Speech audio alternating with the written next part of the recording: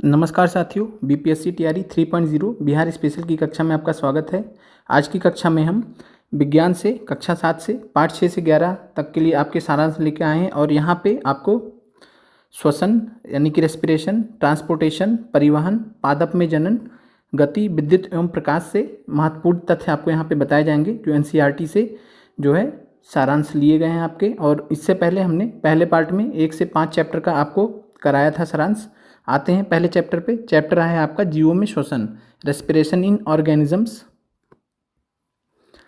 और यहाँ पे जो जो महत्वपूर्ण तथ्य हैं हमने इसको हाईलाइट किया है आपके लिए।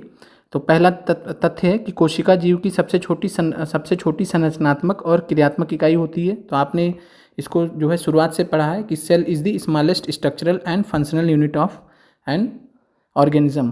तो कोशिका जीव की सबसे छोटी संरचनात्मक और क्रियात्मक इकाई होती है। फिर भोजन में संचित ऊर्जा श्वसन के समय निर्मुक्त होती है। तो यह भी प्रश्न पूछा गया है कि भोजन में संचित ऊर्जा किस समय निर्मुक्त होती है। तो आपका आंसर है श्वसन यानी कि रेस्पिरेशन के समय। अतः सभी जीवों को भोजन से ऊर्जा प्राप्त करने के लिए श्वसन की आवश्यकता होती है। तो इसलिए रेस्पिरेशन जरूरी है, श्वसन जरूरी है। फिर आते हैं, हम जिस वायु को सांस द्वारा अंदर लेते हैं उसमें उपस्थित ऑक्सीजन शरीर के सभी भागों में अंततः प्रत्येक कोशिका में ले जाई जाती है। कोशिकाओं में यह ऑक्सीजन भोजन के विखंडन में सहायता करता है। कोशिका में भोजन के विखंडन के प्रक्रम में ऊर्जा मुक्त होती है, इसे कोशिकीय श्वसन कहते हैं। तो कोशिकीय श्वसन आपको पता होना चाहिए कि कोशिका में भोजन के विखंडन के प्रक्रम में ऊर्जा मुक्त होती है और इस प्रक्रिया को कोशिकीय श्वसन कहते हैं। सभी जीवों की कोशिकाओं में कोशिकीय श्वसन होता है। आगे बढ़ते हैं, कोशिका के अंदर भोजन जिसको ग्लूकोज कहते हैं, ऑक्सीजन का उपयोग करके कार्बन डाइऑक्साइड और जल में विखंडित हो जाता है। जब ग्लूकोज का विखंडन ऑक्सीजन के उपयोग द्वारा होता है तो यह वायवीय श्वसन कहलाता है, जिसको इंग्लिश में एरोबिक रेस्पिरेशन कहते हैं। तो एरोबिक रेस्पिरेशन या वायवीय श्वसन किसको कहते हैं? जब ग्लूकोज का विखंडन ऑक्सीजन के उपयोग द्वारा किया जाता है और जो है किसमें टूटेगा? कार्बन डाइऑक्साइड और जल में। तो कोशिका के अंदर भोजन यानी कि ग्लूकोज ऑक्सीजन का उपयोग करके कार्बन डाइऑक्साइड और जल में विखंडित हो जाता है और जब ग्लूकोज का विखंडन ऑक्सीजन के उपयोग द्वारा होता है तो उसे वायवीय श्वसन कहा जाता है। और इसका आपको रिएक्शन पता होना चाहिए। यहाँ पे ग्लूकोज ऑक्सीजन की उपस्थिति में कार्बन डाइऑक्साइड जल प्लस ऊर्जा, इसको आप नोट कर लीजिएगा। C6H12O6 ये ग्लूकोज है। ग्लूकोज का फार्मूला होता है प्लस 6O2 ऑक्सीजन की उपस्थिति में, तो 6O2 और यह बनता है 6CO2 plus 6H2O, 6CO2 plus 6H2O plus ATP के रूप में ऊर्जा, ATP के रूप में ऊर्जा यहाँ पे निर्मुक्त होती है। तो यह रिएक्शन आपको ध्यान रखना किसके लिए? ये वायवीय श्वसन का उदाहरण है, एग्जाम्पल है, रिएक्शन है। तो वायवीय श्वसन का अगर आपसे रिएक्शन पूछेगा तो C6H12O6 ग्लूकोज ऑक्सीजन की उपस्थिति में 6O2 कार्बन डाइऑक्साइड और जल में टूट जाता है, साथ में ऊर्जा। अब आगे बढ़ते हैं। फिर ऑक्सीजन की अनुपस्थिति में भी भोजन विखंडित हो सकता है। तो ऑक्सीजन की अनुपस्थिति में पहला था वायवीय श्वसन जिसमें ऑक्सीजन की उपस्थिति में था, लेकिन दूसरा है अवायवीय श्वसन जो कि ऑक्सीजन की अनुपस्थिति में है। तो इसमें भी भोजन विखंडित हो सकता है और भोजन के विखंडन से ऊर्जा निर्मुक्त होती है इसमें भी। और यहाँ पे अगर उदाहरण देखें तो ईस्ट जैसे अनेक जीव वायु की अनुपस्थिति में जीवित रह सकते हैं। ऐसे जीव अवायवीय श्वसन के द्वारा यानी एनएरोबिक रेस्पिरेशन के द्वारा ऊर्जा प्राप्त करते हैं। इन्हें अवायवीय जीव कहते हैं। ऑक्सीजन की अनुपस्थिति में ग्लूकोज, अल्कोहल और कार्बन डाइऑक्साइड में विखंडित हो जाता है। तो अगर आपसे प्रश्न पूछेगा कि जो है अवायवीय श्वसन में क्या होता है, एनोरबिक रेस्पिरेशन में क्या होता है, तो उसमें क्या होता है कि जो है ग्लूकोज यानी कि C6H12O6 और यहाँ पे ऑक्सीजन की अनुपस्थिति है यानी ईस्ट हो गया। ईस्ट की उपस्थिति में, क्योंकि ईस्ट में जो है ऑक्सीजन नहीं होता है, ईस्ट जब होगा तो ईस्ट का मतलब ही हो गया कि वहाँ पे जो है ऑक्सीजन नहीं है। और यहाँ पे बनेगा अल्कोहल 2C2H5OH, अल्कोहल का फार्मूला है, और साथ में जो है 2CO2 और प्लस एनर्जी।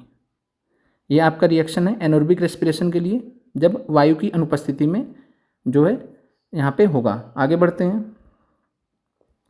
अब तीसरा तरीका क्या हो सकता है कि हमारी पेशिकाएं भी अवायवीय रूप से श्वसन कर सकती हैं एनोरबिक रूप से, लेकिन ऐसा थोड़े समय के लिए हो सकता है। वास्तव में यह प्रक्रम उस समय होता है जब ऑक्सीजन की अस्थायी रूप से कमी हो जाती है। बहुत देर तक व्यायाम करने, तेज़ी से दौड़ने, कई घंटे टहलने, साइकिल चलाने अथवा भारी वजन उठाने जैसे अनेक कार्यों के लिए अधिक ऊर्जा की आवश्यकता होती है।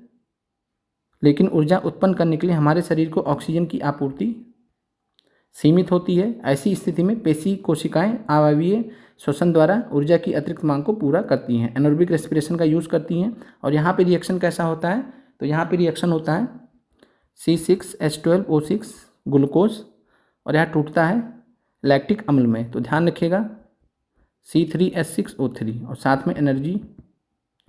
तो ये आपका रिएक्शन हो गया। तो ग्लूकोज जो है ऑक्सीजन की उपस्थिति में, अनुपस्थिति में लैक्टिक अम्ल, ऑक्सीजन होता है लेकिन कम ऑक्सीजन होता है, तो कम ऑक्सीजन की उपस्थिति में लैक्टिक अम्ल का आपको फार्मूला पूछ सकता है, तो C3H6O3 और साथ में ऊर्जा। यहाँ पे ये रिएक्शन हो गया। इस जो है मांसपेशियों में जब होगा तो जो है पेशी कोशिकाएं यानी मांसपेशियों में अवायवीय श्वसन द्वारा ऊर्जा की अतिरिक्त मांग को पूरा करेंगी इस अभिक्रिया के तहत। फिर है कि पेशियों में ऐंठन क्यों होती है। ऐंठन तब होती है जब पेशियां अवायवीय रूप से श्वसन करती हैं। इस प्रक्रम में ग्लूकोज के आंशिक विखंडन से लैक्टिक अम्ल और कार्बन डाइऑक्साइड बनते हैं, जो आपने ऊपर अभी देखा है और रिएक्शन भी दिया गया है। तो ग्लूकोज के आंशिक विखंडन होता है, पूरा विखंडन नहीं हो पाता क्योंकि ऑक्सीजन की सप्लाई कम होती है, तो लैक्टिक अम्ल और कार्बन डाइऑक्साइड बनते हैं। लैक्टिक अम्ल का संचयन पेशियों में ऐंठन उत्पन्न करता है। तो यह भी प्रश्न कई बार परीक्षा में पूछा गया है कि निम्नलिखित में से किसका संचयन पेशियों में ऐंठन उत्पन्न करता है, तो लैक्टिक अम्ल का। फिर है इससे बचने के लिए क्या कर सकते हैं, गर्म जल से स्नान अथवा शरीर की मालिश करने से रक्त का संचरण बढ़ जाता है, पेशी कोशिकाओं की ऑक्सीजन की आपूर्ति बढ़ जाती है। ऑक्सीजन की आपूर्ति बढ़ जाने से लैक्टिक अम्ल का कार्बन डाइऑक्साइड और जल में पूर्ण विखंडन हो जाता है। आगे बढ़ते हैं। अब आगे यहाँ पे श्वसन के बारे में, ब्रीदिंग के बारे में यहाँ पे आपको थोड़ा सा जानकारी चाहिए। श्वसन या सांस लेने का अर्थ है ऑक्सीजन से समृद्ध वायु को अंदर खींचना और ग्रहण करना और कार्बन डाइऑक्साइड से समृद्ध वायु को बाहर निकालना। ये श्वसन का, सांस लेने का अर्थ हो गया कि ऑक्सीजन से समृद्ध वायु को अंदर खींचना और कार्बन डाइऑक्साइड से समृद्ध वायु को बाहर निकालना। ऑक्सीजन से समृद्ध वायु को शरीर के अंदर लेना अंतः श्वसन होता है, इनहेलेशन जिसको बोला जाता है, और कार्बन डाइऑक्साइड से समृद्ध वायु को बाहर निकालना उच्छ्वसन कहते हैं, यानी कि एक्सहेलेशन कहते हैं। और यह एक सतत प्रक्रम होता है, कॉन्टिन्यूस प्रक्रिया होती है। कोई व्यक्ति 1 मिनट में जितनी बार श्वसन करता है वह उसकी श्वसन दर कहलाती है, जिसको हम ब्रीदिंग रेट कहते हैं। और अंतः श्वसन और उच्च श्वसन दोनों एक साथ चलते रहते हैं। एक श्वास अथवा सांस का अर्थ होता है एक अंतः श्वसन और एक उच्च श्वसन, दोनों एक साथ माने जाते हैं। फिर आते हैं, जब किसी व्यक्ति को अतिरिक्त ऊर्जा की आवश्यकता होती है तो वह तेजी से श्वसन करने लगता है। इसके परिणाम स्वरूप हमारे कोशिकाओं में को अधिक ऑक्सीजन की आपूर्ति होती है या भोजन के विखंडन की दर को बढ़ा देती है, जिससे अधिक ऊर्जा निर्मुक्त होती है। और यहाँ पे आपको एक महत्वपूर्ण तथ्य ध्यान रखना कि कोई वयस्क व्यक्ति विश्राम की अवस्था में 1 मिनट में औसतन 15 से 18 बार सांस अंदर लेता है और बाहर निकालता है। अधिक व्यायाम करने में श्वसन दर 25 बार प्रति मिनट तक पहुँच सकती है। तो औसतन जो श्वसन दर होती है औसतन 15 से 18 होती है, और अधिक व्यायाम करने में श्वसन दर जो है 25 तक पहुँच सकती है। और यहाँ पर आपको मैं फिर से रिपीट कर रहा हूँ कि जब किसी व्यक्ति को अतिरिक्त ऊर्जा की आवश्यकता होती है तो क्या करता है, तेजी से श्वसन करने लगता है। इसके परिणाम स्वरूप हमारी कोशिकाओं को अधिक ऑक्सीजन की आपूर्ति होती है और यह भोजन के विखंडन के दर को बढ़ा देती है, जिससे अधिक ऊर्जा निर्मुक्त होती है और उसी ऊर्जा से हम काम कर पाते हैं। फिर आगे बढ़ते हैं, हम श्वास कैसे लेते हैं। तो जब हम वायु को अंतः श्वसन द्वारा अंदर लेते हैं तो यह हमारे नथनों से नासा गुहा में चली जाती है, जिसको हम नेसल कैविटी बोलते हैं। नासा गुहा से वायु श्वास नली से होकर हमारे फेफड़ों तक फुफ्फुस में जाती है। फेफड़े वक्ष गुहा में स्थित होते हैं। वक्ष गुहा पार्श्व में पसलियों से घिरी रहती है। तो वक्ष गुहा पार्श्व में पसलियों से घिरी रहती है।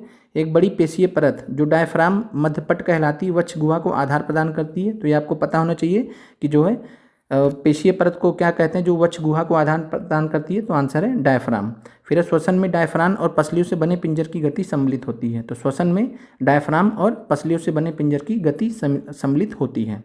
अंतः श्वसन के समय क्या होता है, तो अंतः श्वसन के समय पसलियाँ ऊपर और बाहर की ओर गति करती हैं। अब जैसे यहाँ पे आपको अगले पेज पे फिगर बताया गया है। अब यहाँ पे मानव श्वसन तंत्र देख लेते हैं।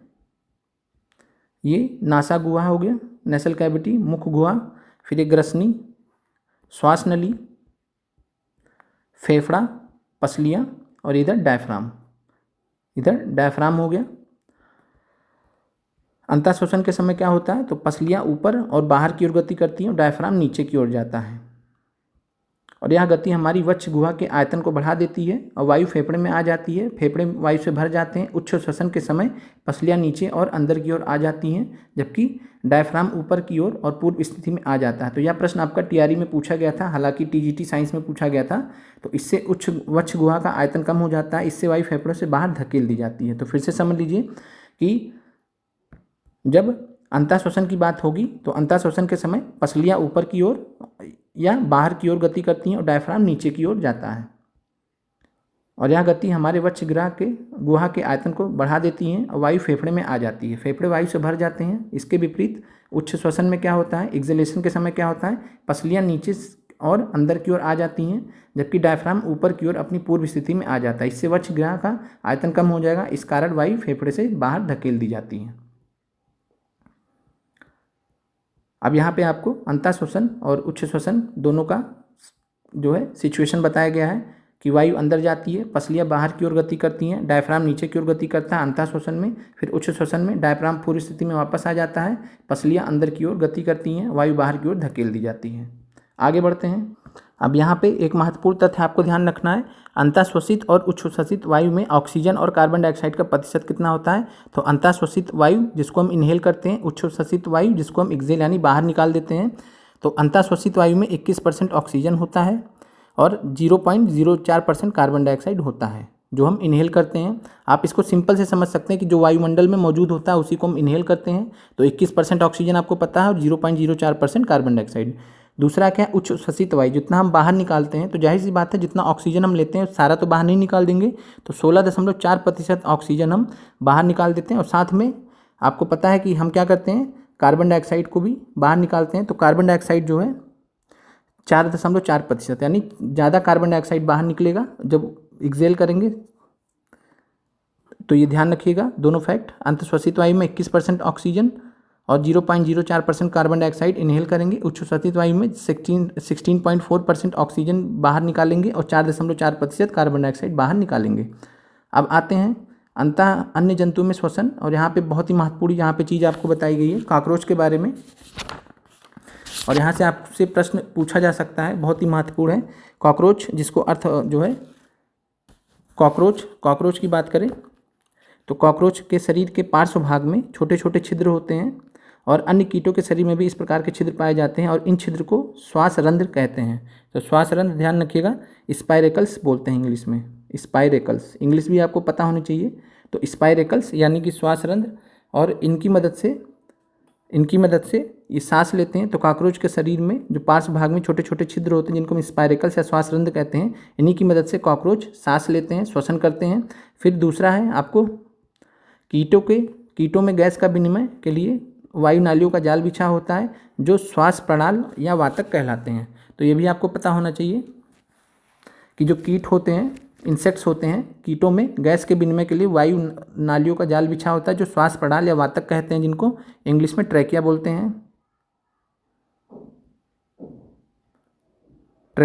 हैं। ऑक्सीजन और यहाँ पे श्वास प्रणाल तंत्र दिखाया गया है, ट्रैकियल सिस्टम दिखाया गया है एक कीट का, और ध्यान रखिएगा कि कीटों में ही गैस के विनिमय के लिए श्वास प्रणाल या वातक का प्रयोग होता है और कहीं नहीं होता है। फिर आगे है ऑक्सीजन समृद्ध वायु श्वास रंध्रों से श्वास नालों में जाकर शरीर के ऊतकों में विसरित होती है और शरीर को प्रत्येक कोशिका में पहुंचाती है। श्वास नाल अथवा श्वास प्रणाल केवल कीटों में ही पाए जाते हैं। तो ध्यान रखिएगा, ट्रैकिया या ट्रैकियल सिस्टम किस में पाए जाते हैं, तो ये ट्रैकियल ट्यूब्स किस में पाए जाते हैं, तो ये केवल कीटों में ही पाए जाते हैं। आगे बढ़ते हैं, केचुआ की बात करें तो केचुआ अर्थवार्म, केचुए अपनी त्वचा से श्वसन करते हैं, अपने स्किन से यानी त्वचा से श्वसन करते हैं। केचुए की त्वचा स्पर्श करने पर आर्द्र और श्लेष्मीय प्रतीत होती है, इससे गैसों का आवागमन आसानी से हो जाता है। तो अगर आपसे पूछे कि गैसों का आवागमन केचुओं में कैसे होगा, तो ये होगा जो है उनके त्वचा से। इसके अलावा मेंढक में भी मनुष्य की भांति फेफड़े होते हैं, लेकिन वो फिर भी जो है अपनी त्वचा से भी श्वसन करते हैं। तो आपको पता होना चाहिए मेंढक जो है त्वचा से भी श्वसन करते हैं जो आर्द्र और श्लेष्मीय होती है। फिर जल में श्वसन कैसे होता है, तो मछलियों की अगर बात करें तो मछलियों में क्लोम या गिल पाए जाते हैं। क्लोम जल में घुली ऑक्सीजन का उपयोग करने में उनकी सहायता करती है। क्लोम त्वचा से बाहर की ओर निकले होते हैं, जैसे यहाँ फिगर में आपको दिखाया गया क्लोम, यानी जिसको गिल्स बोलते हैं इंग्लिश में, और ये मछलियों में श्वसन अंग हो जाते हैं। तो क्लोम में रक्त वाहिनियों की संख्या अधिक होती है जो गैस विनिमय में सहायता करती है। तो गैस विनिमय में जो है क्लोम हेल्प करता है मछलियों में। तो हमने किनका किनका पढ़ा है, तो सबसे पहले हमने कॉकरोच का पढ़ा है। कॉकरोच में जो है, यहाँ पे ध्यान दीजिए फिर से, कॉकरोच में श्वास रंध्र की मदद से गैसों का विनिमय होता है। कीटों में श्वास प्रणाल और वातक की मदद से गैसों का विनिमय होता है, श्वसन होता है। मछलियों में क्लोम यानी गिल्स की मदद से होता है। केचुए में स्किन त्वचा से, और मेढक में भी त्वचा से। जल में ये आपका मछलियों का बता दिया गया, तो क्लोम यानी गिल से होता है। पादप की बात करें प्लांट्स की, तो इनकी कोशिकाओं में ऑक्सीजन का उपयोग अन्य जीवों की भांति ही ग्लूकोज के कार्बन डाइऑक्साइड और जल में विखंडन करने के लिए किया जाता है। पादप में प्रत्येक अंग वायु से स्वतंत्र रूप से ऑक्सीजन ग्रहण करके कार्बन डाइऑक्साइड को निर्मुक्त कर सकता है। तो ये आप ध्यान रखिएगा कि पादप में प्रत्येक अंग वायु से स्वतंत्र रूप से ऑक्सीजन ग्रहण करके कार्बन डाइऑक्साइड को निर्मुक्त कर सकता है। पादप की पत्तियों में ऑक्सीजन, ये महत्वपूर्ण तथ्य है कि पादप की पत्तियों में ऑक्सीजन और कार्बन डाइऑक्साइड के विनिमय के लिए सूक्ष्म छिद्र होते हैं जो रंध्र कहलाते हैं। ध्यान रखिएगा। तो पत्तियों में अगर पूछे, पत्तियों में, पौधों की पत्तियों में ऑक्सीजन और कार्बन डाइऑक्साइड के विनिमय के लिए किसका उपयोग होता है, तो उन सूक्ष्म छिद्रों का प्रयोग होता है जिनको हम रंध्र कहते हैं, इंग्लिश में स्टोमेटा कहते हैं। तो स्टोमेटा के जरिए ही जो है ऑक्सीजन और कार्बन डाइऑक्साइड का एक्सचेंज होता है पौधों में, पौधों की पत्तियों में। तो स्टोमेटा आपको पता होना चाहिए। आगे बढ़ते हैं। मूल मृदा कणों के बीच के खाली स्थानों, वायु अवकाशों में स्थित वायु से ऑक्सीजन लेते हैं। तो मूल मृदा कण जो होते हैं, मूल मृदा जो होती है वो कणों के बीच में जो खाली स्थान में उपस्थित वायु रहती है वहाँ से ऑक्सीजन लेते हैं, और यहाँ पे आपको मूल मृदा से वायु अवशोषित करते हैं। ये मूल रोम है जिसको रूट हेयर्स बोलते हैं। वायु अवकाश से गैप्स हैं, एयर के गैप्स, और ये मृदा के कण हैं, और इन्हीं वायु अवकाश से जो है जो ऑक्सीजन होती है वहाँ से ये ऑक्सीजन लेते हैं। आपका ये चैप्टर समाप्त होता है। बाकी यहाँ पे आपको कुछ जो है, जो अभी हमने आपको बताया है, तो उसी का आपको यहाँ पे सारांश दिया गया, एक बार आप पढ़ लीजिएगा, वही आपको सारांश बताया गया है।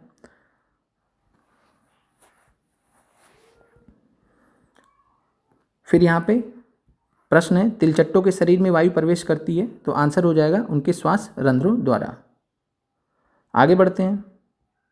अत्यधिक व्यायाम करते समय हमारी टांगों में जिस पदार्थ के संचयन के कारण ऐंठन होती है तो क्या होता है, तो लैक्टिक अम्ल होता है। रिएक्शन हमने देखा अभी। किसी सामान्य वयस्क व्यक्ति की विश्राम अवस्था में औसतन श्वसन दर कितनी होगी, तो 15 से 18। उच्च श्वसन के समय पसलियों का पोजीशन क्या होता है, तो नीचे की ओर गति करती हैं। और एक बार आप इसको मैच कर लीजिएगा, हमने आपको सारा कुछ बता दिया है, तो आप वहाँ से जो आपने अभी सब तक समझा इसको मैच कर लीजिएगा कि क्या क्या होगा। अब आते हैं अगले चैप्टर पे, जंतु और पादप में परिवहन। अब आते हैं चैप्टर पे, जंतु और पादप में परिवहन।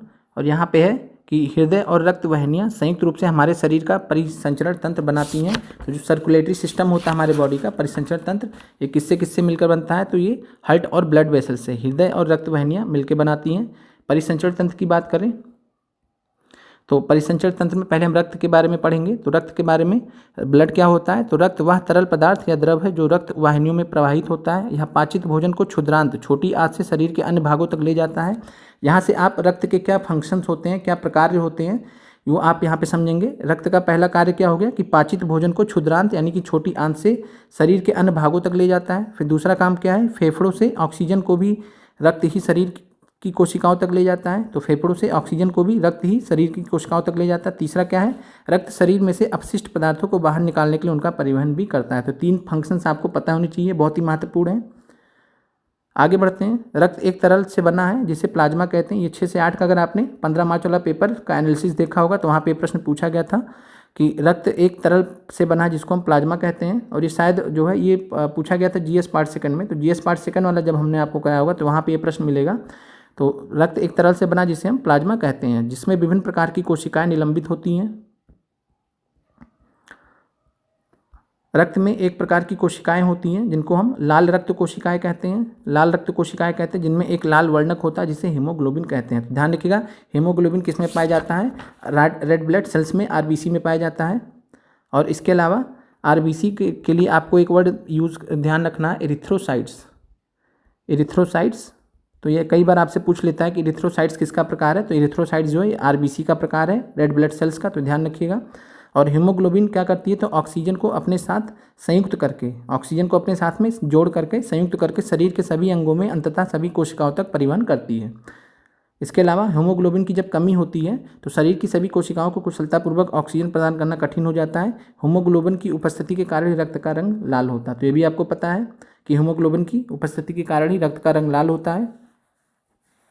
आगे बढ़ते हैं। रक्त में एक अन्य प्रकार की कोशिकाएं होती हैं जिनको हम श्वेत रक्त कोशिकाएं कहते हैं, वाइट ब्लड सेल्स। और ये वाइट ब्लड सेल्स का काम क्या होता है, श्वेत रक्त कोशिकाओं का काम क्या होता है, तो ये रोगाणुओं को नष्ट करती हैं जो हमारे शरीर में प्रवेश कर जाते हैं। तो ये हमारे शरीर को प्रतिरक्षा प्रणाली को मजबूत करती हैं। तो हमारे शरीर की इम्यूनिटी सिस्टम को कौन जो है संभाल के रखता है, तो WBC, वाइट ब्लड सेल्स, प्रतिरक्षा प्रणाली को मजबूत रखती हैं। और इसमें आपको जो है ध्यान रखना है लिम्फोसाइट्स। लिम्फोसाइट्स, WBC की बात करें तो लिम्फोसाइट्स आपको ध्यान रखना है, ये WBC का एक प्रकार है। इसके अलावा तीसरा होता है प्लेटलेट होता है। प्लेटलेट के कारण क्या होता है कि कई बार चोट लग जाता है तो गहरे लाल रंग का थक्का जम जाता है, और यह गहरे लाल रंग का थक्का जो है जो जमता है वो एक कोशिका की उपस्थिति के कारण होता है जिसे पट्टिकाडु प्लेटलेट्स कहते हैं। तो प्लेटलेट्स की उपस्थिति के कारण ही जब चोट लग जाती है तो रक्त का थक्का बन जाता है, और अगर रक्त का थक्का नहीं बनेगा तो लगातार खून बहने की वजह से जान भी जा सकती है। तो प्लेटलेट्स का काम क्या हो जाता है, रक्त का थक्का बनाने में मदद करता है। तो इसलिए आपको ये भी पता होना चाहिए, तो ये आपको महत्वपूर्ण है। तो आपने देखा कि जो है ब्लड के साथ में हमने क्या क्या चीज़ें पढ़ी हैं, तो पहला प्लाज्मा हो गया, दूसरा आरबीसी हो गया, तीसरा WBC हो गया, और चौथा प्लेटलेट। ये चार चीज़ें आपको पता होनी चाहिए रक्त से संबंधित, कि रक्त में प्लाज्मा होता है, आरबीसी होती है, WBC होती है, प्लेटलेट्स होती हैं, उनके कार्य आपको पता होने चाहिए। आगे बढ़ते हैं। रक्त वाहिनियाँ, ब्लड वेसल्स की बात करें रक्त वाहिनियों की, तो अंतः श्वसन के समय ऑक्सीजन की ताज़ा आपूर्ति फेफड़ों फुफ्फुसों को भर देती हैं। रक्त इस ऑक्सीजन का परिवहन शरीर के अन्य भाग में भी करता है। तो जब अंतः श्वसन होता है तो उस समय ऑक्सीजन की ताज़ा आपूर्ति फेफड़ों में आ जाती है, और रक्त इस ऑक्सीजन का परिवहन शरीर के अन्य भाग में करने लगता है। साथ ही रक्त कोशिकाओं से कार्बन डाइऑक्साइड सहित अन्य अपशिष्ट पदार्थों को भी ले लेता है, और इस रक्त को वापस हृदय में लाया जाता है, जहाँ से यह फेफड़ों में जाता है। फेफड़ों से कार्बन डाइऑक्साइड बाहर निकाल दी जाती है। शरीर में 2 प्रकार की रक्त वाहिनियाँ पाई जाती हैं जिनका नाम है धमनी और सिरा। तो ये आपको पता होना चाहिए, धमनी और सिरा, आर्टरीज एंड बीन्स। धमनी को आर्टरीज बोलते हैं और सिरा को बीन्स बोलते हैं। अब इनके बारे में अलग अलग पढ़ लेते हैं। धमनियाँ क्या होती हैं, तो धमनियाँ हृदय से ऑक्सीजन समृद्ध रक्त को शरीर के सभी भागों में ले जाती हैं। तो ध्यान रखिएगा, धमनियों का कार्य क्या होता है, जो ऑक्सीजन समृद्ध रक्त होता है, ब्लड होता है, उसको शरीर के सभी भागों में ले जाती हैं। और चूंकि रक्त प्रवाह तेजी से और अधिक दबाव पर होता है, दाब पर होता है, अतः धमनियों की भित्तियाँ दीवार मोटी और प्रत्यास्थ होती हैं। तो जो धमनियों की भित्तियाँ होती हैं, दीवारें होती हैं, वो मोटी और प्रत्यास्थ होती हैं, आपको ध्यान रखना है। और इनका काम क्या होता है धमनियों का, तो धमनियों का काम होता है हृदय से ऑक्सीजन समृद्ध रक्त को शरीर के सभी भागों में ले जाना। अब आगे बढ़ते हैं।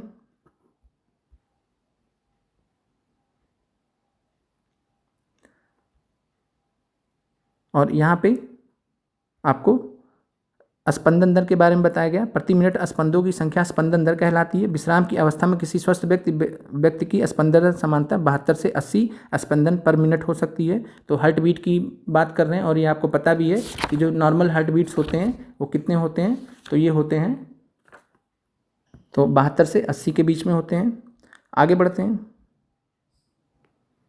अब यहाँ पे सिराओं के बारे में समझते हैं। सिराओं का काम क्या होता है, बीन्स का काम क्या होता है, तो वे रक्त वाहिनियाँ जो कार्बन डाइऑक्साइड समृद्ध रक्त को शरीर के सभी भागों से वापस हृदय में ले जाती हैं, उनको सिराएं कहते हैं। तो उसी का अपोजिट है वाहिनियों का जो है, तो ये वे रक्त वाहिनियाँ जो कार्बन डाइऑक्साइड समृद्ध रक्त को शरीर के सभी भागों से वापस हृदय में ले जाती हैं, उन्हें सिराएं कहते हैं। सिराओं की भित्तियाँ अपेक्षाकृत पतली होती हैं। सिराओं में ऐसे वाल्व होते हैं जो रक्त को केवल हृदय की ओर प्रवाहित होने देते हैं। अब यहाँ पे आपको परिसंचरण तंत्र का व्यवस्था चित्र बनाया गया है। यहाँ पे धमनी हो गई, सिरा हो गए, यहाँ पे फुफ्फुस सिरा हो गई, और यहाँ पे फुफ्फुस धमनी हो गई, और इधर फेफड़े, और बीच में हृदय, और इधर केशिकाएँ होती हैं, कैपिलरीज जिनको बोलते हैं, और इन्हीं से धमनी और सिरा जुड़ी होती हैं। धमनियाँ अन्य छोटी छोटी वाहिनियों से विभाजित होती हैं और ऊतकों में पहुंचकर पुनः अत्यधिक पतली नलिकाओं में विभाजित होती हैं, और इन पतली नलिकाओं को हम क्या कहते हैं? केशिकाएं कहते हैं। केशिकाएं पुनः मिलकर शिराओं को बनाती हैं जो रक्त को हृदय में ले जाती हैं। और हृदय के बारे में पढ़ लेते हैं। तो यहाँ पे आप केशिकाएं के बारे में समझ गए, कैपिलरीज। फिर है हृदय। हृदय क्या होता है? तो हृदय वह अंग होता है जो रक्त द्वारा पदार्थों के परिवहन के लिए पंप के रूप में कार्य करता है या निरंतर धड़कता रहता है। हृदय कहाँ पे स्थित होता है? तो हृदय वक्ष गुहा में स्थित होता है। तो ये आपको मालूम होना चाहिए कि हृदय वक्ष गुहा में स्थित होता है, जिसका निचला सिरा थोड़ा बाईं ओर झुका रहता है। और यदि हृदय आप सोचिए कि यदि हृदय में कार्बन डाइऑक्साइड और ऑक्सीजन से समृद्ध गैस रक्त जो है परस्पर मिल जाए तो ऐसी स्थिति में दिक्कत हो जाएगा। तो ऐसी स्थिति उत्पन्न ना हो, ऑक्सीजन और कार्बन डाइऑक्साइड गैस आपस में मिले ना, तो हृदय 4 कक्षों में बटा होता है। इसीलिए हृदय 4 कक्षों में बटा होता है और ऊपरी 2 कक्ष आलिंद कहलाते हैं और निचले 2 कक्ष निलय कहलाते हैं। तो ऊपरी 2 कक्ष को हम क्या बोलते हैं? आलिंद कहते हैं, और निचले 2 कक्ष को निलय कहते हैं। कक्षों के बीच का विभाजन दीवार ऑक्सीजन समृद्ध रक्त और कार्बन डाइऑक्साइड से समृद्ध रक्त को परस्पर मिलने नहीं देती है। अब यहाँ पे आपको जो है मानव हृदय का काट चित्र दिखाया गया है। सबसे ऊपर यहाँ पे आप महाशिरा देख पा रहे हैं और इधर महाधमनी, यहाँ फुफ्फुस धमनी, फुफ्फुस शिरा, बाया आलिंद, बाया निलय, दाया निलय, कक्षों के बीच की विभाजन की दीवार जिसके वजह से कार्बन डाइऑक्साइड और ऑक्सीजन गैस मिल नहीं पाती है। फिर दाया आलिंद, इधर बाया आलिंद, इधर दाया आलिंद। आगे बढ़ते हैं। हृदय स्पंद की बात करें तो यह लयबद्ध संकुचन और उसके बाद होने वाली लयबद्ध विश्रांति दोनों से मिलकर हृदय स्पंद हार्ट बीट बनता है। तो हार्ट बीट को हम किसको बोलते हैं? तो लयबद्ध संकुचन और उसके बाद होने वाली लयबद्ध विश्रांति दोनों को मिलकर हार्ट बीट बनता है। चिकित्सक अपने हृदय स्पंद को मापने के लिए स्टेथोस्कोप नामक यंत्र का प्रयोग करता है। तो स्टेथोस्कोप की मदद से हृदय स्पंद को मापा जाता है। इसके अलावा चिकित्सक स्टेथोस्कोप का उपयोग हृदय स्पंद की ध्वनि को आवर्धित करने की युक्ति के रूप में भी करते हैं। हृदय के विभिन्न कक्षों की लयबद्ध गति रक्त के परिसंचरण और पदार्थों के परिवहन को बनाए रखती है। अब यहाँ पे एक महत्वपूर्ण तथ्य है कि रक्त परिसंचरण की खोज किसने की थी? तो रक्त परिसंचरण की खोज की थी विलियम हार्वे ने। ये आपको ध्यान रखना है। तो रक्त परिसंचरण की खोज किसने की थी? विलियम हार्वे ने। ये आपसे परीक्षा में प्रश्न पूछा जाता है। इसके अलावा आपने रक्त समूह के बारे में पढ़ा होगा कि ब्लड ग्रुप के बारे में किसने खोज की थी? तो कमेंट करके बताएं। स्पंजों और हाइड्रा जैसे तंतुओं में कोई परिसंचरण तंत्र नहीं पाया जाता है। तो ये भी परीक्षा में कई बार प्रश्न पूछा गया है कि निम्नलिखित में से किसमें परिसंचरण तंत्र नहीं पाया जाता है? तो स्पंजों और हाइड्रा जैसे जंतुओं में परिसंचरण तंत्र सर्कुलेटरी सिस्टम नहीं पाया जाता है। जिस जल में वो रहते हैं उनके शरीर में प्रवेश करके उनके भोजन और ऑक्सीजन की आपूर्ति कर देते हैं। तो वो जिस जल में रहते हैं वही उनके शरीर में प्रवेश करके उनके भोजन और ऑक्सीजन की आपूर्ति कर देते हैं। जब जल बाहर निकलता तो अपने साथ में कार्बन डाइऑक्साइड और अपशिष्ट पदार्थों को भी ले जाता। तो सारा काम स्पंज और हाइड्रा में जल करता है और उन्हें परिसंचरण हेतु रक्त के समान तरल की आवश्यकता नहीं होती है। आगे बढ़ते हैं। जंतुओं में उत्सर्जन की बात करें तो सजीवों द्वारा कोशिकाओं में निर्मित होने वाले अपशिष्ट पदार्थों को बाहर निकालने के प्रक्रम को उत्सर्जन कहते हैं, एक्सक्रीशन कहते हैं। और उत्सर्जन में भाग लेने वाले सभी अंग मिलकर उत्सर्जन तंत्र बनाते हैं, यानी एक्सक्रीटरी सिस्टम बनाते हैं। तो एक्सक्रीटरी सिस्टम या उत्सर्जन तंत्र, उत्सर्जन क्या होता है? सजीवों द्वारा कोशिकाओं में निर्मित वाले अपशिष्ट यानी जो वेस्ट मटेरियल है उनको बाहर निकालने की जो प्रक्रिया होती है उसी को हम एक्सक्रीशन बोलते हैं। और उत्सर्जन में भाग लेने वाले सभी अंग मिलकर उत्सर्जन तंत्र बनाते हैं। अब आते हैं मानव उत्सर्जन तंत्र पर। तो मानव उत्सर्जन तंत्र में बात करें तो रक्त को छानने की व्यवस्था की आवश्यकता होती है। और यह व्यवस्था किसके द्वारा पूरी की जाती है? तो यह व्यवस्था वृक्क गुर्दों में उपस्थित रक्त कोशिकाओं द्वारा उपलब्ध की जाती है। जब रक्त दोनों वृक्कों में पहुंचता है तो इसमें उपयोगी और हानिकारक दोनों ही प्रकार के पदार्थ होंगे। तो जब रक्त वृक्कों में पहुंचता है तो इसमें उपयोगी और हानिकारक दोनों प्रकार के पदार्थ होते हैं। उपयोगी पदार्थों को रक्त में पुनः अवशोषित कर लिया जाता है और जल में घुले हुए अपशिष्ट पदार्थ मूत्र के रूप में पृथक कर हटा लिए जाते हैं। वृक्कों से यानी किडनी से मूत्र वाहिनियों से होता हुआ मूत्र मूत्राशय में जाता है। मूत्र वाहिनियाँ नली के आकार की होती हैं। मूत्राशय में मूत्र संचित होता रहता है। मूत्राशय से एक पेशी नली जुड़ी होती है जिसे मूत्रमार्ग कहते हैं। मूत्रमार्ग का यहाँ पे आप देख सकते हैं कि ये वृक्क हो गई और फिर वृक्क और मूत्राशय से जुड़ा होता है मूत्रवाहिनी, जिसको यूरेटर कहते हैं। और यह प्रश्न आपसे पूछा गया था 6 से 8 साइंस में पूछा गया था कि जो है किडनी और मूत्राशय को जोड़ने वाली, यानी किडनी और यूरिनरी ब्लैडर को जोड़ने वाली जो नलिका होती है उसको क्या कहते हैं, तो आंसर था यूरेटर, मूत्रवाहिनी, और नीचे फिर मूत्राशय और यहाँ मूत्र मार्ग और मूत्ररंध्र। अब ये मानव उत्सर्जन तंत्र है, तो यहाँ से आपको प्रश्न पूछा गया था, वो हमने आपको बता दिया। और प्रश्न यही पूछा गया था कि ब्रिक, ठीक है, पहला चीज़ है ब्रिक, और प्रश्न पूछा गया था ब्रिक और मूत्राशय के बीच में जो नलिका स्थित होती है उसे क्या कहते हैं, तो आंसर था मूत्रवाहिनी, इंग्लिश में यूरेटर बोलते हैं।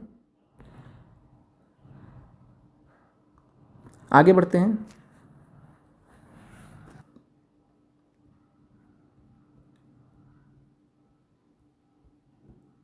अब वापस से आ जाते हैं।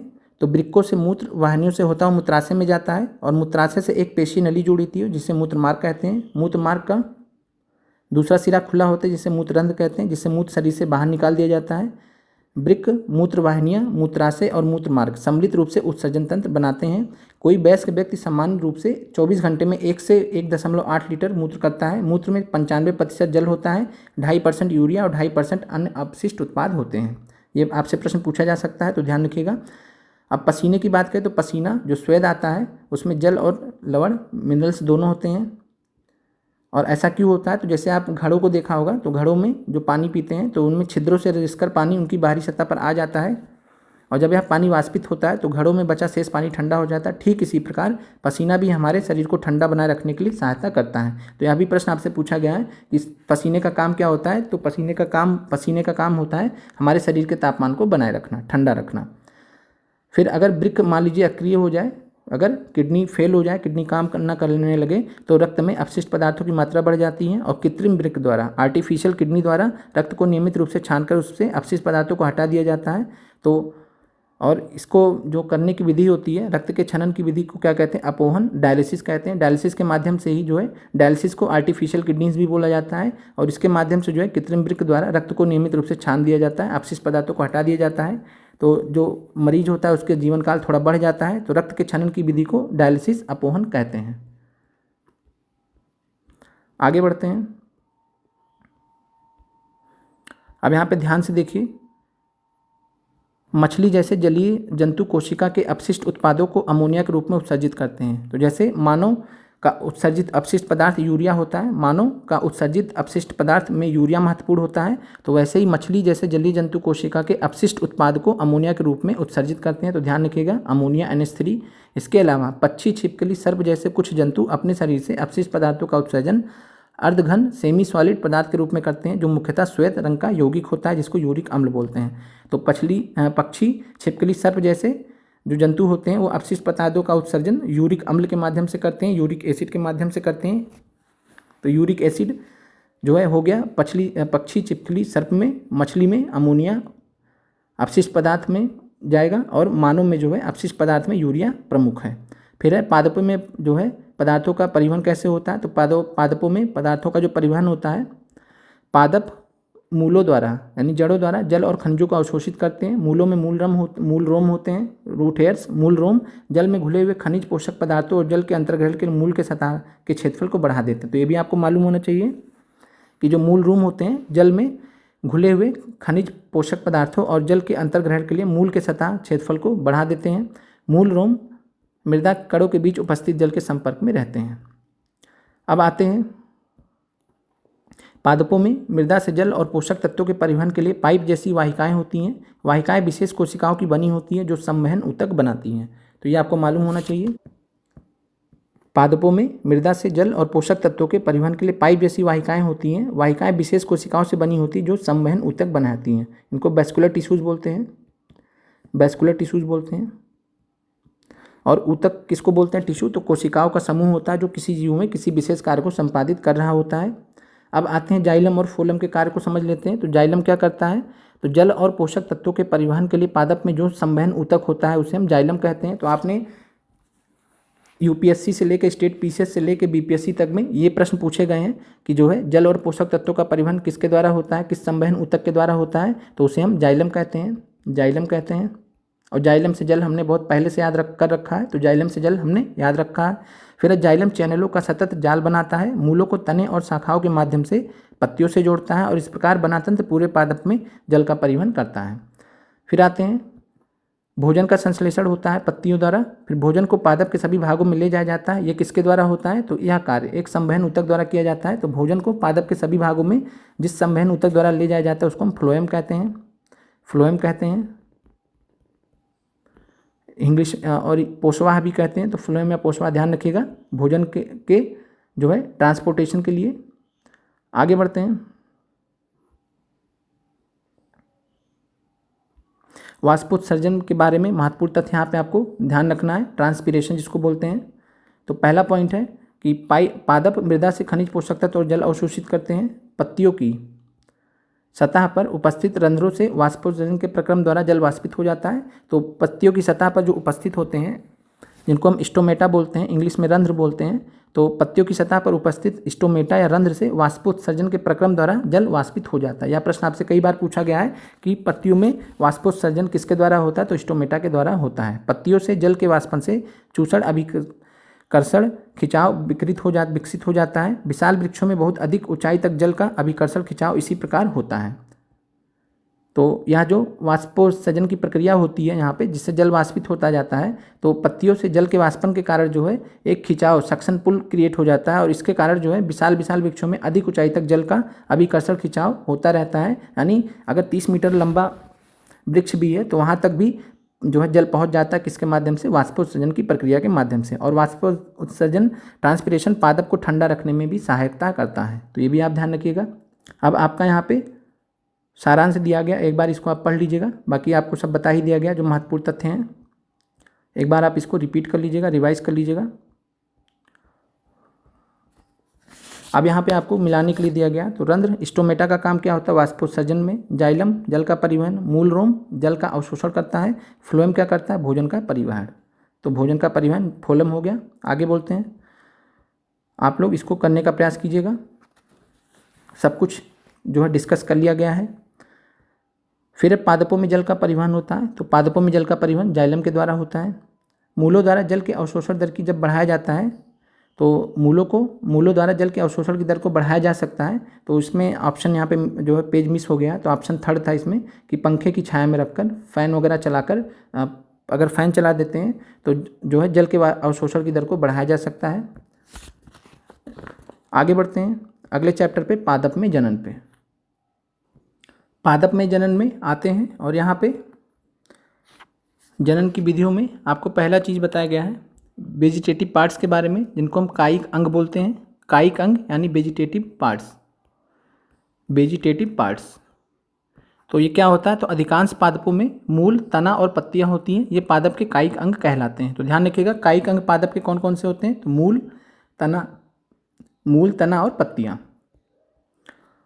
फिर है पुष्प पादप में जनन का कार्य करते हैं। तो पुष्प पादप में जनन का कार्य करते हैं और पुष्प पादप के जनन अंग होते हैं। ये भी आपको मालूम होना चाहिए।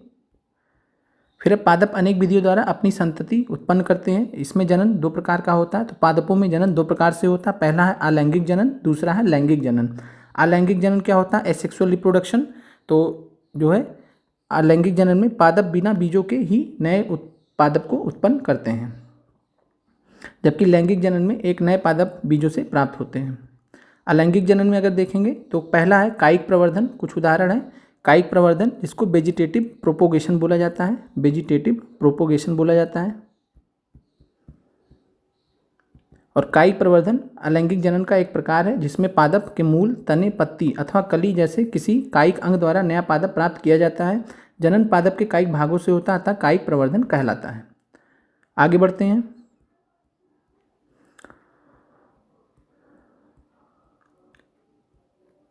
पुष्प कलिकाओं के अतिरिक्त पत्तियों के कक्ष में भी कलिकाएं होती हैं। ये कलिकाएं प्ररोह अंकुरों के रूप में विकसित होती हैं और कायिक कलिकाएं कहलाती हैं।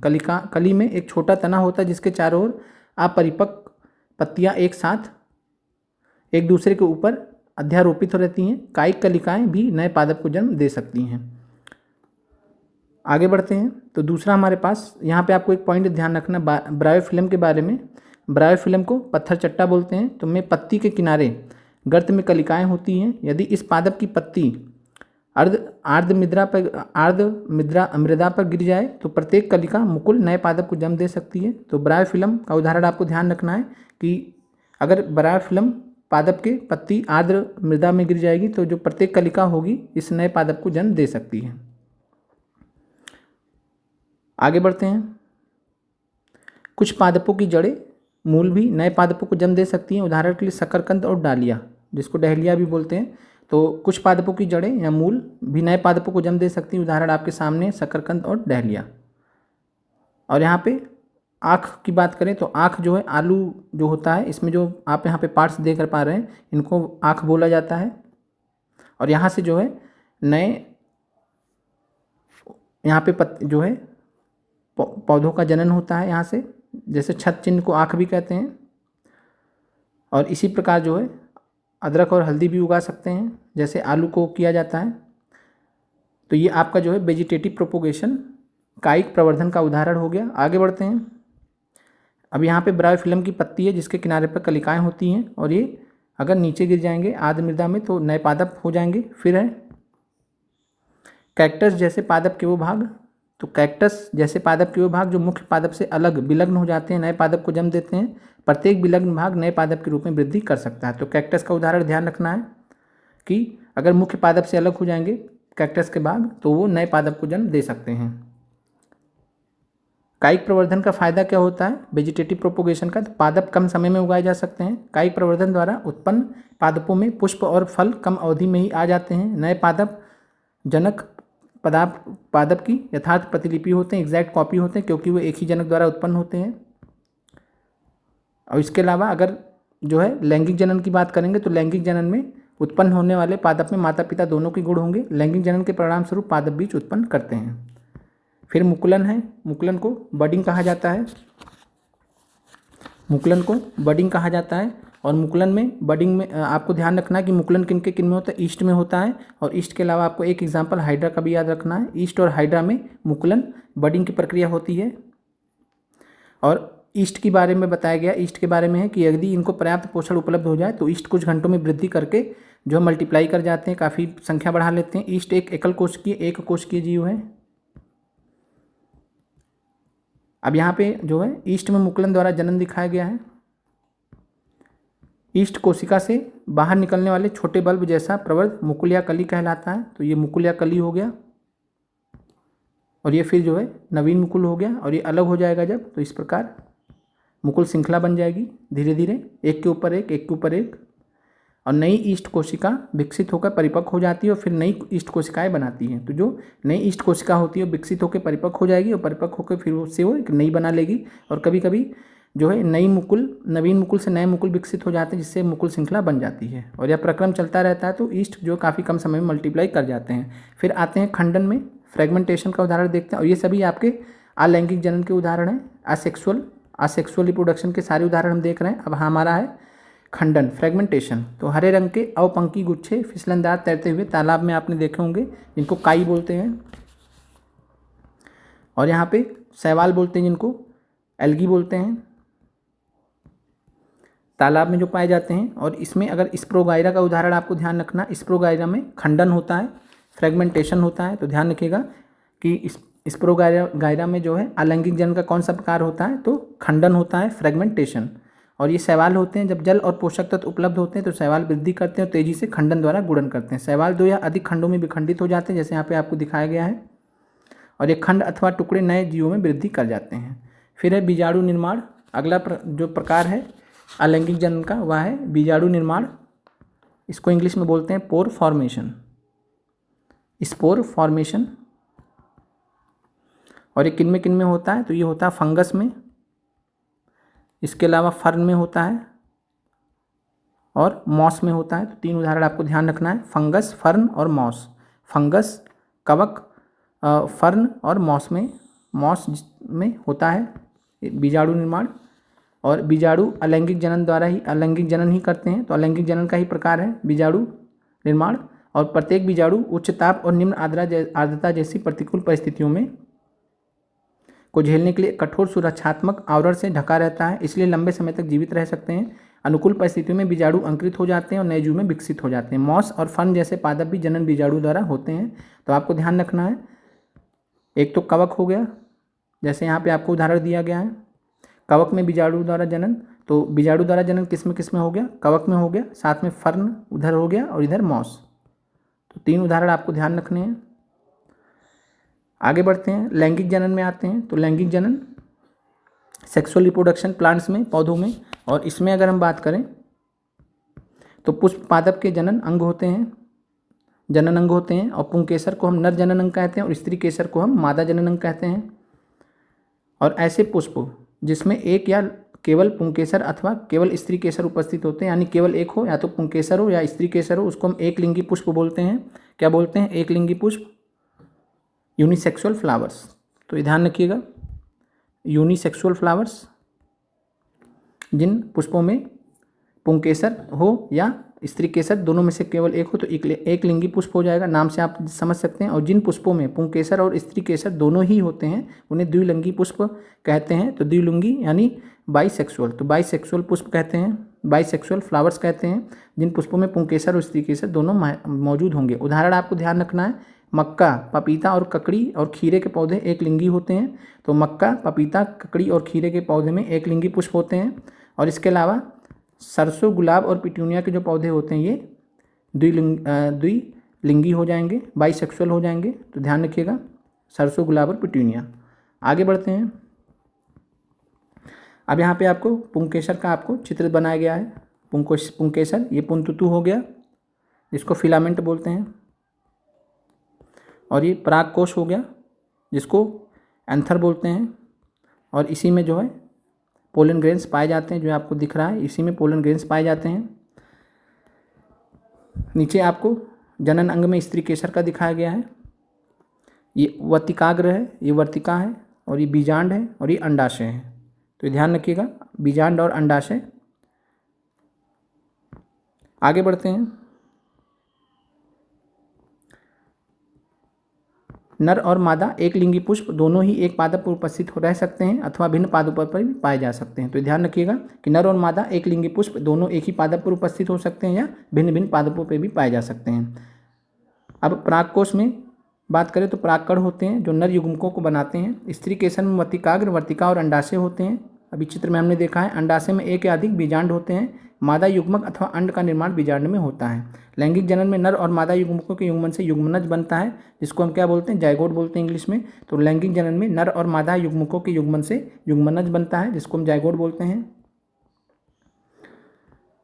फिर परागण समझते हैं, पॉलिनेशन क्या होता है। तो पॉलिनेशन, परागण, हल्के परागकण जो होते हैं, पॉलन ग्रेन्स जो होते हैं बहुत हल्के होते हैं, अतः वह वायु और जल द्वारा बहाकर ले जाए जा सकते हैं। पुष्पों पर, फूलों पर बैठने वाले कीटों के शरीर पर परागकण चिपक जाते हैं। जब कीट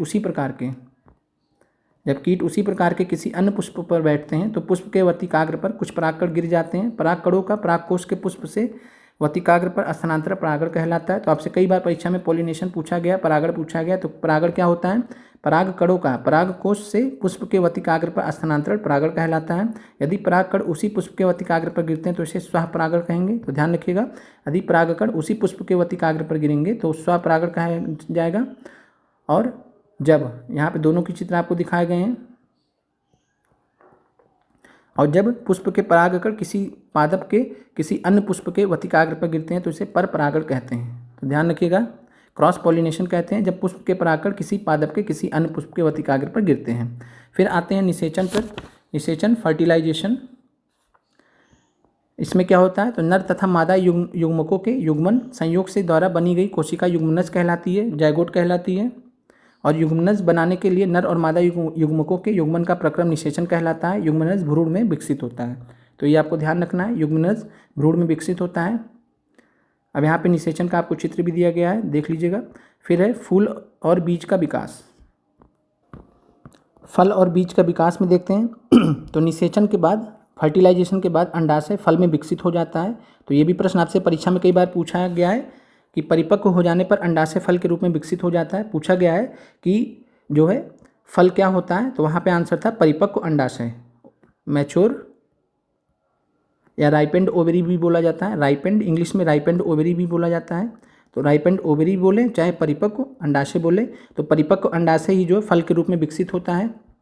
और बीजांड से बीज विकसित होते हैं। बीज में एक भ्रूण होता है जो सुरक्षात्मक बीजावरण के अंदर रहता है।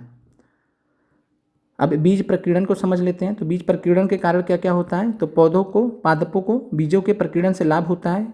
इससे एक ही प्रकार के पादप के नवोद्भिदों में सूर्य के प्रकाश, जल और खनिजों के परस्पर स्पर्धा की संभावना कम हो जाती है। प्रकीर्णन पादप को व्यापक क्षेत्र में वितरित होने में सहायता करता है ताकि वे नए आवासों में अपनी पकड़ बनाने में समर्थ हो सकें। तो प्रकीर्णन डिस्पर्सन के माध्यम से जो है पौधों को अस्तित्व जो है सर्वाइव करने में आसानी होती है। अब आते हैं प्रकृति में पादप के फलों और बीजों के प्रकीर्णन पवन, जल और जंतुओं द्वारा होता है। सहजन, ड्रमस्टिक और द्विफल मैपिल जैसे पादप के पंखयुक्त बीज, घासों के हल्के बीज अथवा आक, मदार के रोमयुक्त बीज और सूरजमुखी के रोमयुक्त फल पवन के साथ उड़कर सुदूर स्थानों पर चले जाते हैं और इसी प्रक्रिया को जो है प्रकीर्णन बोलते हैं। कुछ बीज जल द्वारा प्रकीर्णित होते हैं। ऐसे बीजों अथवा फल के आवरण स्पंजी तथा तंतुमय होते हैं ताकि वो जल में प्लवन करते हुए एक स्थान से दूसरे स्थान पर जा सके, जैसे कि नारियल। तो नारियल ध्यान रखिएगा कि जो है जल द्वारा प्रकीर्णित होते हैं इनके बीज। फिर है उदाहरण के लिए, फिर है कि कुछ बीज तंतुओं द्वारा प्रकीर्णित होते हैं, जैसे विशेष रूप से कंटकी बीज जिनमें हुक जैसी संरचनाएं होती हैं जिससे बीज जंतुओं के शरीर पर चिपक जाते हैं और दूरस्थ स्थानों तक जाते हैं। इनके उदाहरण यूरेना और जेंथियम है। तो यूरेना और जेंथियम ध्यान रखिएगा किसके उदाहरण है, तो यूरेना और जेंथियम उदाहरण है कि जो है जंतुओं द्वारा प्रकीर्णित होने वाले बीज हैं। और ये कंटकी कांटेदार बीज होते हैं जिनमें हुक जैसी संरचनाएं होती हैं, जिनमें बीज जंतुओं के शरीर से चिपक जाते हैं और दूरस्थ स्थानों तक ले जाते हैं। और उदाहरण यूरेना और जेंथियम है। फिर कुछ पौधों के फल झटके के साथ फट जाते हैं और जिनके अंदर स्थित बीज प्रकीर्णित हो जाते हैं। बीज जनक पादप से दूर जाकर गिरते हैं और एरंड और बाल्सम के पादप में ऐसा ही होता है। तो ये भी आप ध्यान रखिएगा, एरंड और बाल्सम के जो पौधे होते हैं उनमें बीज जनक पादप से दूर जाकर गिरते हैं और उनके जो है अंदर स्थित जो बीज होता है वो प्रकीर्णित हो जाता है इस प्रकार। और यह चैप्टर आपका समाप्त होता है। और यहाँ पे आप एक बार समरी को पढ़ लीजिएगा और हमेशा ध्यान रखिए अगर बीपीएससी आपसे टफ से टफ भी प्रश्न पूछेगा तो एनसीईआरटी से ही पूछेगा। और आपने अब एनसीईआरटी पढ़ ली है तो आपको इस चीज़ का आभास हो रहा है कि कितनी महत्वपूर्ण चीज़ें यहाँ पे दी गई जिसके बारे में हमने अभी तक नहीं पढ़ा है। तो इस चीज़ को समझिए और महत्व जो है बहुत ज़्यादा है इसका। और यहाँ पे आप मैच कर लीजिएगा जो हमने अभी आपको समझाया कि किसके द्वारा क्या क्या चीज़ें होती हैं। फिर पादप का जनन भाग क्या होता है, तो पुष्प को पादप का जनन भाग बोलते हैं। नर और मादा युग्मक के युग्मन का प्रक्रम क्या कहलाता है, तो निषेचन, फर्टिलाइजेशन। परिपक्व होने पर अंडाशय किस में विकसित होता है, तो परिपक्व होने पर अंडाशय फल में विकसित होता है। बीजाणु उत्पन्न करने वाला एक पादप जीव कौन सा है, तो बीजाणु उत्पन्न करने वाला तो जो है बीजाणु निर्माण से डबल रोटी का फफूंद, कवक हमने देखा था, तो वैसे ही डबल रोटी का जो फफूंद हो जाएगा। अब आगे बढ़ते हैं, अगला चैप्टर गति एवं समय। और यहाँ पे इसमें ज़्यादा कुछ आपको पढ़ने को नहीं है। पहला चीज़ है चाल किसे कहते हैं, तो किसी वस्तु द्वारा एकांक समय में तय की गई दूरी को चाल कहते हैं। और चाल अगर हम आपसे पूछे कौन सी राशि है तो आपका आंसर होना चाहिए अदिश राशि। चाल अदिश राशि है। और वेग की बात करें वेलोसिटी, तो वेग जो है ये सदिश राशि है, वेक्टर क्वांटिटी है। और चाल जो है अदिश राशि है। आगे बढ़ते हैं, चाल क्या होता है, तो तय की गई कुल दूरी और जो है कुल समय से भाग दे देते हैं। फिर यदि किसी सरल रेखा के अनुदिश गति करने वाली वस्तु की चाल परिवर्तित होती रहती है तो उस वस्तु की चाल को हम असमान कहते हैं, नॉन यूनिफॉर्म मोशन कहते हैं, स्पीड कहेंगे। फिर है इसके विपरीत किसी सरल रेखा के अनुदिश वस्तु की नियत चाल से गति एक समान होती है। जब एक समान होती है तो उसको हम जो है एक समान गति कहते हैं। आगे बढ़ते हैं, सरल समय की मांग में अगर देखेंगे तो समय की माप के लिए जो है घड़ी का इस्तेमाल करते हैं हम। और सभी घड़ियों में जो है आवर्ती गति का उपयोग किया जाता है। तो सभी घड़ियों में किसका उपयोग किया जाता है, आवर्ती गति का, पीरियोडिक मोशंस का। पीरियोडिक मोशंस का इस्तेमाल होता है सभी घड़ियों में। और आवर्ती गति का एक चिर परिचित उदाहरण क्या है, तो आवर्ती गति यानी पीरियोडिक जो मोशन होते हैं उनका एक चिर परिचित उदाहरण आपके सामने सिंपल पेंडुलम होता है, सरल लोलक होता है। सरल लोलक धातु के छोटे गोले अथवा पत्थर के टुकड़े को किसी दृढ़ स्टैंड से धागे द्वारा निलंबित करके बनाया जा सकता है। धातु के गोले को लोलक का गोलक कहते हैं। जब लोलक के गोले को धीरे धीरे एक और ले जाकर मुक्त करते हैं तो इधर उधर गति करना आरंभ कर देता है। और सरल लोलक यही गति आवर्ती और दोलन गति का एक उदाहरण होता है। तो ये आपको ध्यान रखना है कि सरल लोलक की जो गति होती है आवर्ती और दोलन गति का उदाहरण होती है। जब एक साइड से हम छोड़ देते हैं तो एक साइड से इधर छोड़ा तो इधर आया, फिर इधर गया, तो इस प्रकार जो है टू एंड फ्रो मोशन होता रहता है। आगे बढ़ते हैं। सरल लोलक का एक दोलन पूरा करने में जितना समय लगता है उसे सरल लोलक का आवर्तकाल कहते हैं। तो ये आप ध्यान रखिएगा कि टाइम पीरियड जो है किसे बोलते हैं, सरल लोलक का, सिंपल पेंडुलम का। तो जो है सरल लोलक एक दोलन पूरा करने में जितना समय लगाता है उसे हम सरल लोलक का आवर्तकाल कहते हैं।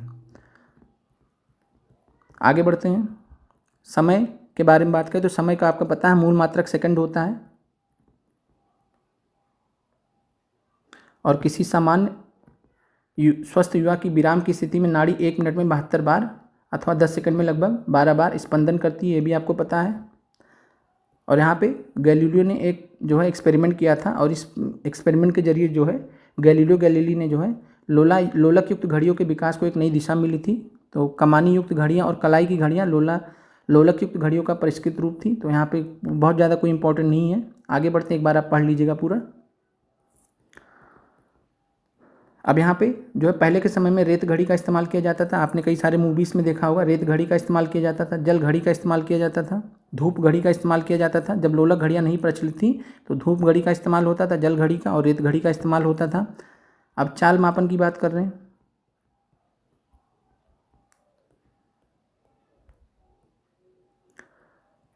आगे बढ़ते हैं। यहाँ पे बहुत ज़्यादा इसमें महत्वपूर्ण नहीं है, जितना है बस उतना बता दिया जा रहा है। अब चली गई दूरी की बात करें तो चली गई दूरी चाल इंटू समय होता है, और लिया गया समय क्या हो जाएगा इसी प्रकार, तो दूरी बटे चाल हो जाएगा। और बात करें कि जो है चाल मापी आपने देखा है, स्पीडोमीटर जिसको बोलते हैं, और इसमें किलोमीटर पर आवर में आपको चाल ज्ञात हो जाती है। लेकिन आपको ओडोमीटर याद रखना है परीक्षा के लिए। ओडोमीटर आपसे पूछा जा सकता है। पथमापी तो जो है इसे क्या होता है, तो वाहन द्वारा तय की गई दूरी को मापता है। तो वाहन द्वारा तय की गई दूरी को कौन मापता है, तो ओडोमीटर मापता है, ये आपको पता होना चाहिए। आगे बढ़ते हैं, और यहाँ पे ध्यान रखिएगा कि दूरी समय का जो ग्राफ होता है सामान्यतः रेखा ग्राफ द्वारा निरूपित किया जाता है।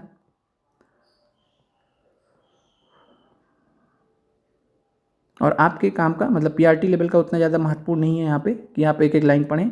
और नियत चाल से गति करने वाली वस्तु का दूरी समय ग्राफ एक सरल रेखा होता है, ये भी आपको पता होना चाहिए। तो नियत चाल से अगर गति कर रही वस्तु है तो उसका जो दूरी समय ग्राफ होगा एक क्या होगा, सरल रेखा होगा। आगे बढ़ते हैं, अगले चैप्टर पे आते हैं। और यहाँ पे कुछ प्रश्न दिए गए हैं, तो इजी प्रश्न है, उसमें डिस्कस करने जैसा कुछ है नहीं, देख लीजिएगा एक बार, ट्राई कर लीजिएगा। फिर अगला चैप्टर आपका विद्युत धारा एवं इसके प्रभाव, electric currents and it's effects में आते हैं। और यहाँ पे भी बहुत ज़्यादा कुछ महत्वपूर्ण नहीं है, जितना है बस उतना ही आपको ध्यान रखना। अगर परीक्षा में प्रश्न आएगा तो बस वहीं से आएगा, उसके अतिरिक्त आपसे नहीं आएगा। कुछ चीज़ें बहुत महत्वपूर्ण तो आपको ध्यान रखना है।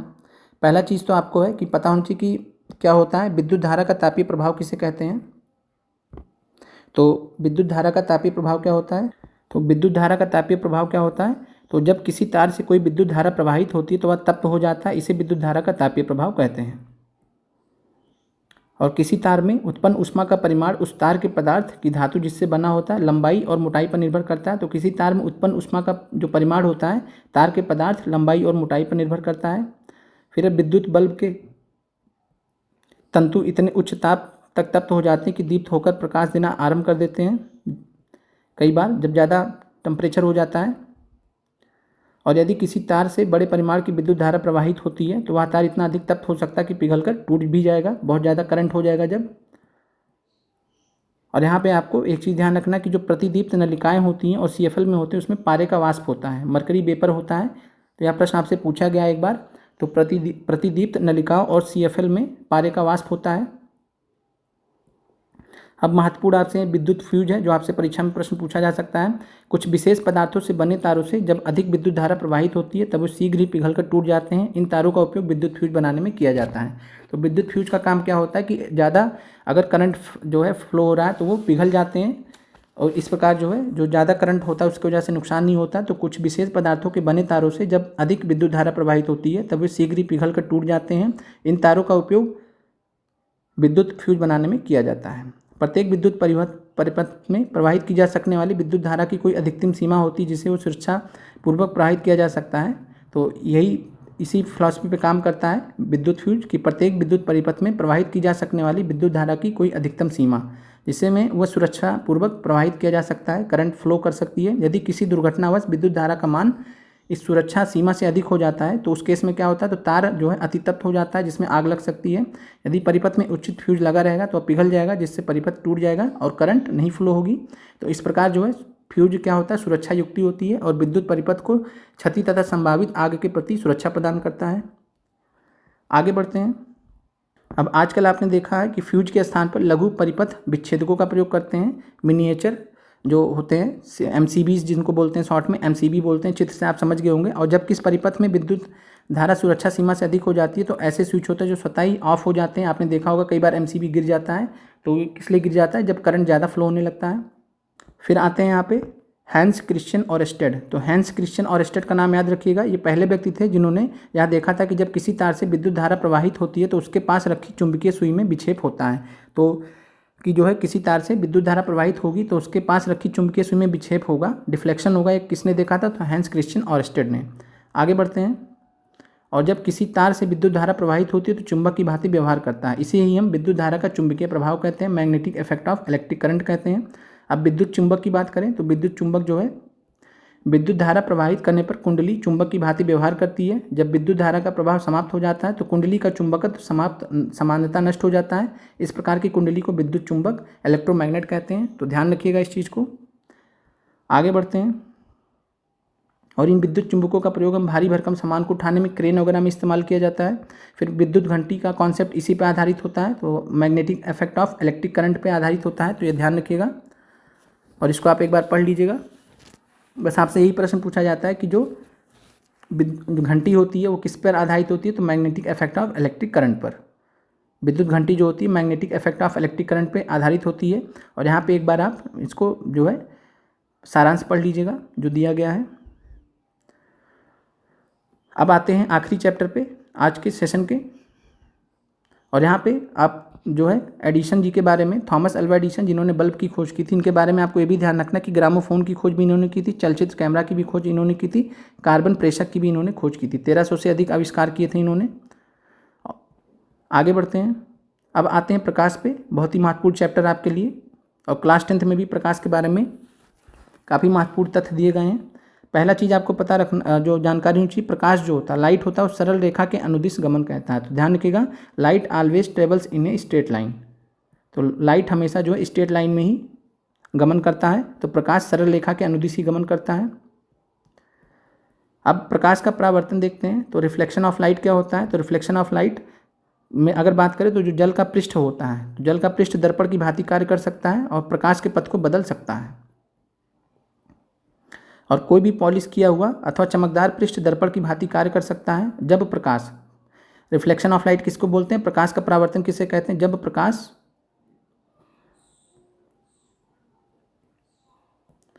किसी दर्पण पर पड़ता है। तो जब प्रकाश किसी दर्पण पर पड़ता है तो क्या होता है, तो दर्पण अपने ऊपर पड़ने वाले प्रकाश की दिशा को बदल देता है। दर्पण द्वारा प्रकाश की दिशा का यह परिवर्तन प्रकाश का परावर्तन कहलाता है। तो रिफ्लेक्शन ऑफ लाइट क्या हो गया, दर्पण द्वारा प्रकाश की दिशा का परिवर्तन प्रकाश का परावर्तन कहलाता है। आगे बढ़ते हैं। अब यहाँ पे आपके लिए जो ज़्यादा महत्वपूर्ण है, गोलीय दर्पणों से खेल। यहाँ पे आपको महत्वपूर्ण तथ्य ध्यान रखना है कि जो चम्मच का वक्रित चमकदार पृष्ठ होता है एक दर्पण की भांति कार्य करता है। गोलीय दर्पण वक्रित दर्पण का सबसे अधिक सामान्य उदाहरण है। तो ध्यान रखिएगा कि गोलीय दर्पण वक्रित दर्पण का सबसे सामान्य उदाहरण है। और चम्मच का जो वक्रित चमकदार पृष्ठ होता है एक दर्पण की भांति कार्य करता है।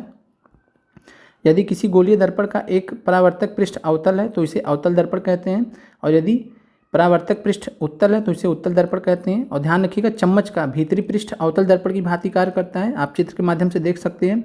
और जबकि इसका बाहरी पृष्ठ जो होता है वो उत्तल दर्पण की भांति कार्य करता है। तो ध्यान रखना आपको कि चम्मच का भीतरी पृष्ठ अवतल दर्पण की भांति कार्य करता है और इसका बाहरी पृष्ठ उत्तल दर्पण की भांति कार्य करता है।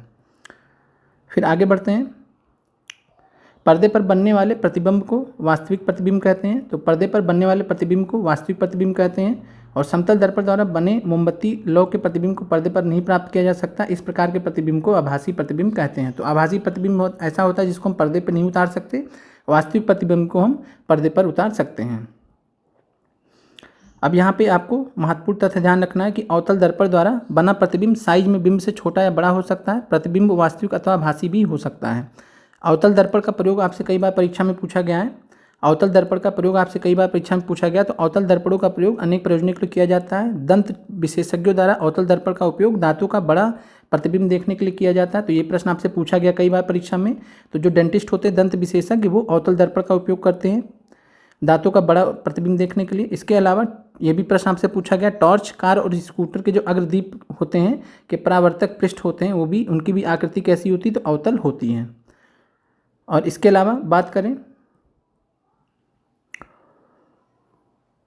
अब यहाँ पे उत्तल दर्पण की बात करें, तो उत्तल दर्पण का सबसे बढ़िया उदाहरण आपने देखा होगा, गाड़ी का जो रियर मिरर होता है, पार्श्व दर्पण होता है, साइड मिरर जिसको बोलते हैं, तो साइड मिरर पार्श्व दर्पण होता है, उसमें जो दर्पण को उपयोग किए जाते हैं उत्तल दर्पण। तो उत्तल दर्पण, और ये भी प्रश्न आपसे कई बार पूछा गया है कि जो साइड मिरर में प्रयोग किया जाता है वाहनों के पार्श्व दर्पणों में, वो कौन सा दर्पण होता है, तो उत्तल दर्पण। उत्तल दर्पण अधिक क्षेत्र के दृश्य का प्रतिबिंब बना सकते हैं, अतः ये चालकों के पीछे के अपेक्षाकृत अधिक क्षेत्र के वाहनों को देखने में सहायता करते हैं। ध्यान रखिएगा, जब हम कोई बड़े क्षेत्र को छोटे क्षेत्र में देखना चाहते हैं तो हम उत्तल दर्पण का इस्तेमाल करते हैं, और जब छोटे चीज़ को बड़े में देखना चाहते हैं तब वहाँ पे हम अवतल दर्पण का इस्तेमाल करते हैं। आगे बढ़ते हैं। अब जैसे यहाँ पे उत्तल दर्पण है, और उत्तल दर्पण में हम पीछे का देखिए कितना छोटा छोटा सब दिख रहा है, गाड़ी वाड़ी कितनी छोटी दिख रही है, तो इससे हम देख सकते हैं। तो ये आपके जो है उदाहरण हो गए कुछ। उसके बाद लेंसों द्वारा बनाए गए प्रतिबिंब, तो आवर्धक लेंस, मैग्नीफाइंग ग्लास जो है, ये भी एक प्रकार का लेंस होता है। मैग्नीफाइंग ग्लास आपने देखे होंगे। लेंसों का उपयोग कहाँ होता है, तो चश्मों में, दूरदर्शकों में, दूरबीनों में, सूक्ष्मदर्शियों में किया जाता है।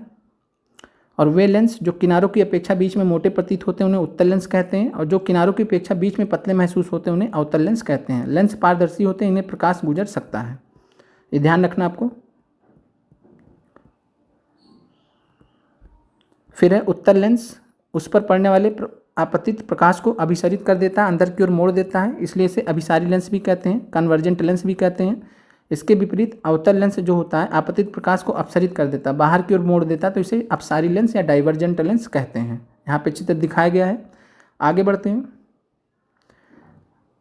अब आते हैं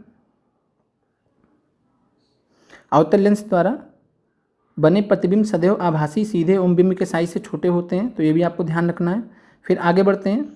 सूर्य के प्रकाश, ठीक है, और ये जो चीज़ें हैं जनरली 10th लेवल पे, मतलब 6 to 8 में पूछी गई अभी तक, लेकिन पिछली बार प्राइमरी में आपसे पूछा गया था, तो पूछा जा सकता है, तो ये आप ध्यान रखिएगा। अवतल लेंस द्वारा बने प्रतिबिंब सदैव आभासी, सीधे तथा बिंब के साइज से छोटे होते हैं।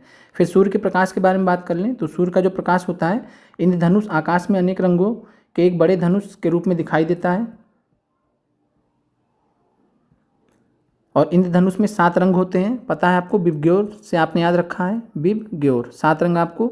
और इसके अलावा साबुन के जो बुलबुले बनते हैं उसमें भी रंगीन दिखाई देता है। इसी प्रकार जब प्रकाश किसी सीडी से परावर्तित होता है, ये सीडी आप देख पा रहे हैं, तो इसमें भी आपको अनेक रंग दिखाई पड़ते हैं। और इसके अलावा अगर हम बात करें तो सूर्य के प्रकाश में 7 रंग विद्यमान होते हैं, सूर्य के प्रकाश में 7 वर्ण विद्यमान होते हैं, ऐसे प्रकाश को श्वेत प्रकाश भी कहते हैं। तो ध्यान रखिएगा, 7 रंगों का प्रकाश जिसमें समाहित होगा वो श्वेत प्रकाश कहलाता है। और श्वेत प्रकाश को पहचानने के लिए जो है कौन सा एक्सपेरिमेंट किया जाता है, तो प्रिज्म जो है सूर्य के प्रकाश की एक किरण पुंज को 7 वर्णों में विभाजित कर देता है। तो यहाँ पे देखिए व्हाइट कलर है, श्वेत प्रकाश है, और ये 7 रंगों में विभाजित हो जाता है।